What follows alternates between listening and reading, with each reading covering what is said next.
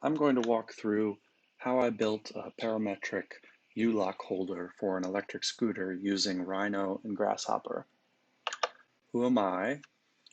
This is me and my dad in Berkeley. I'm a Master's of Design student, and I've worked the past several years as a software engineer.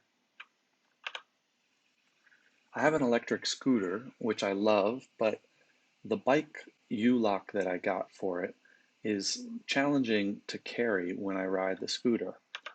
The lock that comes with the holder that comes with the U-lock mounts the lock perpendicular to the stem, which means that if I get in an accident, it will smash into my crotch.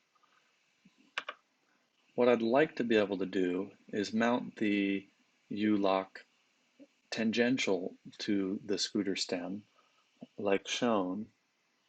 So I did some research and some sketching, and I landed on a design similar to how some bike lights are attached, which is a bracket with a elastic rubber band that hooks onto flanges in the bracket.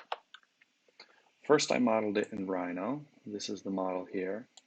And then I went to model it in Grasshopper such that it could be parameterized.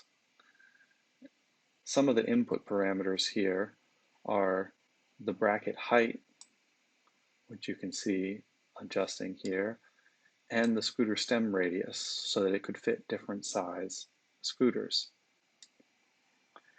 As you can see, the Grasshopper graph has become quite complex, and reflecting on this project and speculating about future uses of Grasshopper, I have to imagine that there is a better design pattern than simply this physical web representation.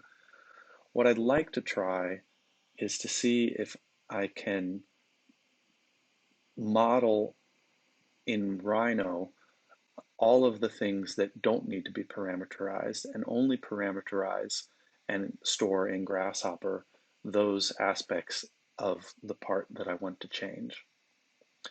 That's my video for how I made a U-lock holder for an electric scooter.